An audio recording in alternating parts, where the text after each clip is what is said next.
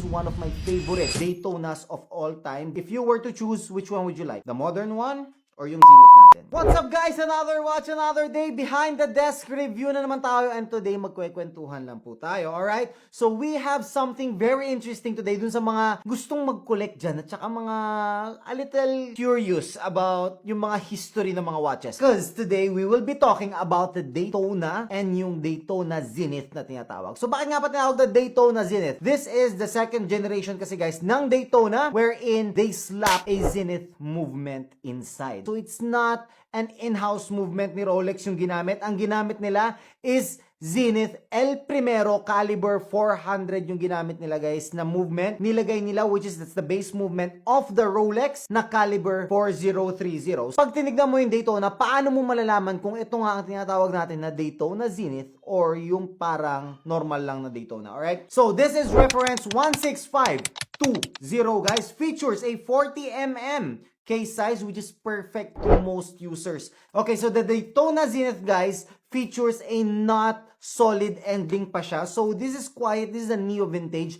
It was produced from 1988 up to 2000 lang. Alright, so that's only the 12 year na it was produced, and we call that the Daytona Zenith. What I have here is actually the steel one. Napakaganda niya guys, napakalinis. This is one of my favorite Daytonas of all time. This one, yung Zenith natin. Actually ito, same lang siya dun sa APH error na tinatawag natin. I will be discussing that on the next video para may abangan naman kayo kasi nakakasawa na yung mga sinasabi ko pa ulit-ulit eh. Something different lang today. Again, going back to the Daytona Zenith. Paano natin malalaman or ano ba ang special about the Daytona Zenith and bakit tumataas grabe yung value niya and kinokollect talaga siya ng mga collectors natin. First off, makikita nyo guys, ang pinaka-distinct na feature para malaman mo agad na malalaman mo agad Daytona Zenith etong hawak ko is dito sa 9 o'clock niya, yung subdial niya, which is etong maliit na subdial niya, is the seconds dial. Dito po ang seconds natin. Ito po yung hindi nagsa-stop. I have here one of the modern Daytonas. Kung makikita nyo na andito na siya sa 6 o'clock yung 60 seconds niya. So yung second hand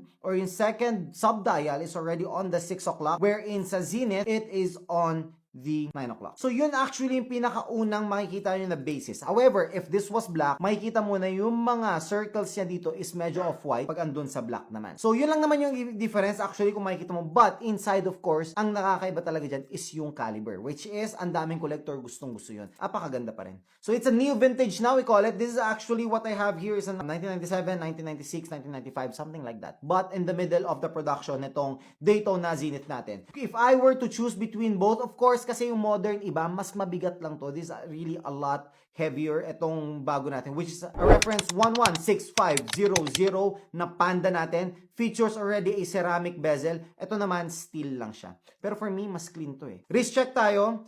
Also, the Daytona Zenith pala guys is luma pa yung clasp niya. So, very old design of clasp. It has, magaan siya, sobrang gaan. That's why I like it. If I were to wear this one, this is how it's going to look. Diba guys, ang linis? Ito lang yung gusto ko dito.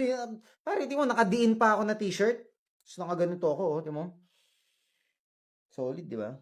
Tito Mikey, shoutout sa'yo, pare. Thank you for sending me one of your DN t-shirts. Para grabe comfortable. Maraming salamat. Boom. Diba? Ang ganda. Clean. Very clean. Now, if I were to wear the Panda, syempre, alam ko, maraming fan. Tito Mikey din, very big fan nitong Panda natin. Alright? So, Rolex Panda. This is how it would look like. So, guys, the value of this one naman is around 1.2 million pesos dito sa market natin. But, if I were to choose one of these lang, I would always go for the Zenith kasi mas mataas yung value nito. Pataas ng pataas kasi it's discontinued and all collectors are very, very, very crazy about this one. The Zenith movement na Daytona. So, if you were to choose, which one would you like? The modern one or yung Zenith natin?